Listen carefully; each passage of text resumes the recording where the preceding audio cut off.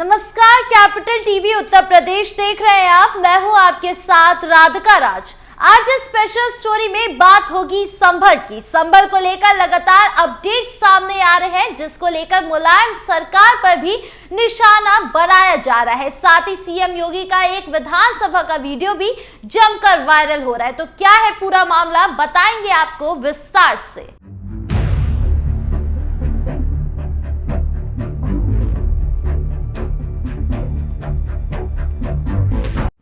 मुलायम सरकार ने लिया केस वापस।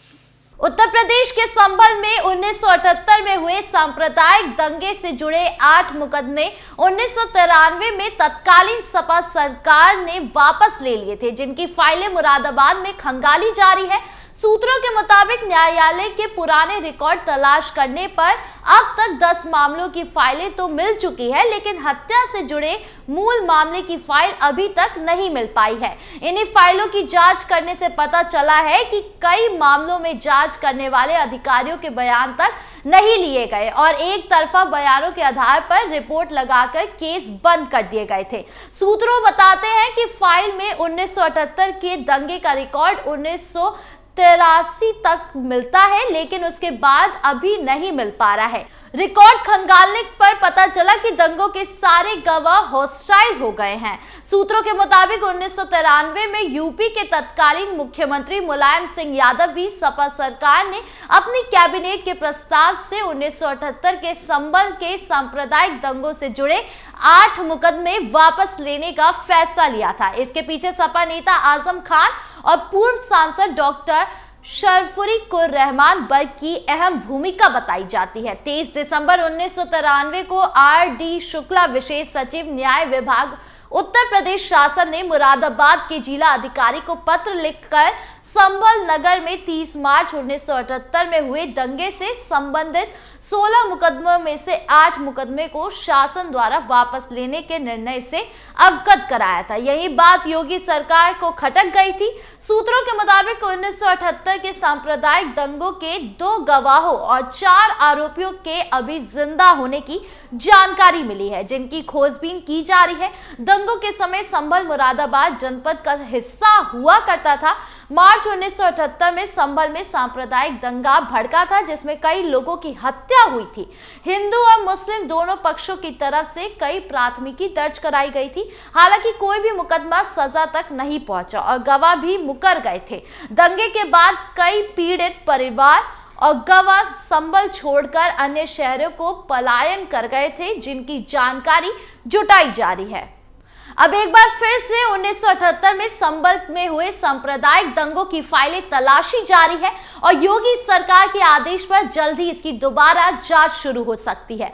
संभल के 1978 के सांप्रदायिक दंगों के जिन 10 मुकदमों में 2010 में आरोपियों को सबूतों के अभाव में कोर्ट ने बरी कर दिया था, उन 10 मामलों की फाइलें तो मिल गई है, लेकिन अभी बाकी की फाइल नहीं मिल पा रही है। इन फाइलों में राज्य बनाम रिजवान, राज्य बनाम मुनाजिर और राज्य बनाम वाजिद आदि केस की फाइल है। इसमें धारा 147, 148, 149, 395, 397, 436 और 307 आईपीसी की धाराओं में केस दर्ज हुए थे। मुकदमा मंडल के कमिश्नर आयोजन कुमार सिंह ने बताया कि 1978 के दंगों से जुड़े तथ्यों की खोजबीन लगातार जारी है। अभी तक हमें 10 मुकदमों की फाइल मिल चुकी है।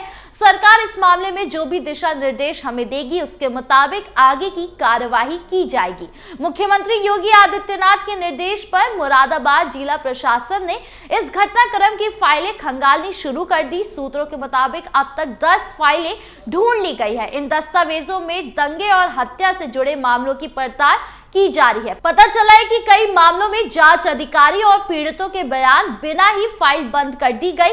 बताया जा रहा है कि 1978 के दंगे के रिकॉर्ड 1993 तक को मिल रहा है, लेकिन उसके बाद कोई रिकॉर्ड उपलब्ध नहीं है। अधिकारी सूत्रों के मुताबिक अब इन सभी मामलों की नई सिरे से जांच होगी। वहीं सीएम योगी ने भी इस मामले पर 16 दिसंबर को शीतकालीन सत्र पर जिक्र किया था। तो क्या बोला सीएम योगी ने, सुनिए। नेता विरोधी दल और नेता सदन कांग्रेस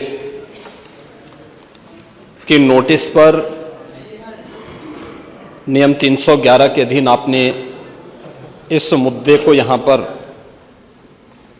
इन्हें उठाने की अनुमति दी। नियम 56 के तहत माननीय सदस्यों ने यहाँ पर संबल और बहराइच से जुड़े हुए जिन मुद्दों की ओर ध्यान आकर्षित किया है, वो वास्तव में अपनी रुचि और अपने स्वयं के एजेंडे के अनुरूप ही उन्होंने अपने वक्तव्य को यहां पे रखा है। मुझे आश्चर्य होता है कि हमारे नेता विरोधी दल वरिष्ठ सदस्य हैं, इस सदन के माननीय अध्यक्ष भी रहे हैं और प्रदेश सरकार में मंत्री के रूप में भी उन्होंने कार्य किया है, एक लंबे समय से सार्वजनिक जीवन में है।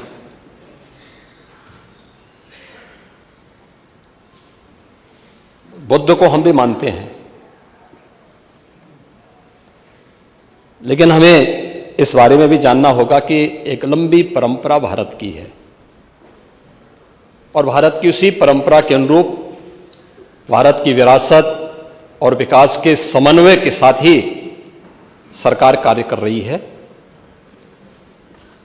मैं प्रदेश के प्रशासन या अपने स्तर पर प्रदेश के जिस सांप्रदायिक माहौल की आप चर्चा कर रहे हैं, आप सभी माननीय सदस्यों ने जिन मुद्दों को रखा है, मैं उस पर बहुत वो नहीं कहूँगा, क्योंकि एनसीआरबी के जो आंकड़े हैं वे इस बात को बताते हैं कि 2017 से लेकर के लगातार अब तक प्रदेश में सांप्रदायिक दंगों की जो स्थिति है उसमें 97 से लेकर 99% तक कमी आई है। ये एनसीआरबी का डाटा है। और जो दो जिसको वास्तव में आप दंगे कहते हैं, ये दंगे उत्तर प्रदेश में 2017 से लेकर के अब तक नहीं हुए हैं। और मैं वही आपके पिछले कार्यकाल के दौरान बताता हूं, 2012 से 2017 के बीच में,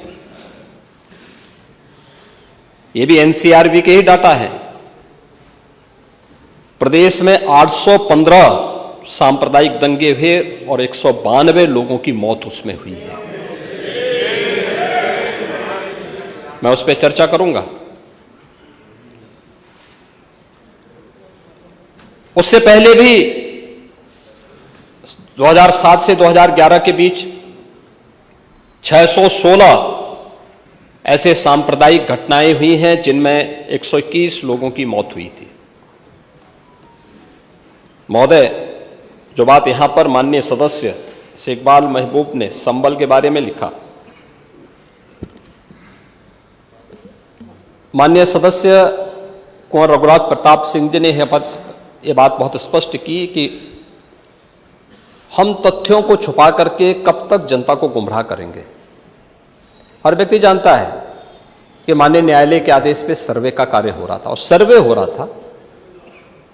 दूसरा, मैं आपसे पूछना चाहता हूं, आप पश्चिम में जाएंगे, पता नहीं आप कैसे हैं, आपके पूर्वज भी हो सकता है, और पश्चिम उत्तर प्रदेश के हमारे सभी लोग अपने सामान्य संबोधन में राम राम ही कहते हैं, तो जय श्री राम कहां से सांप्रदायिक संबोधन हो गया?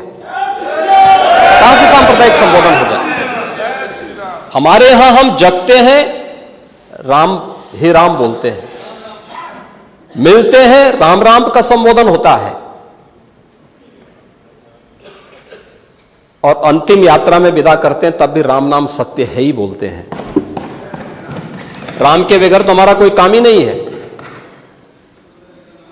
और अगर जय श्री राम किसी ने बोली दिया तो इसमें उत्तेजना का मतलब, ये नियत आप समझ सकते हैं उस नियत को। ये चढ़ाने वाला नहीं है, ये चढ़ाने वाला नहीं है, ये चढ़ाने वाला नहीं है। एक दूसरा, आपने कुंदरकी की जीत को वोट की लूट बताया। आप एक सदस्य का अपमान कर रहे हैं। आपके सदस्य की तो जमानत जब्त हो गई वहां पे।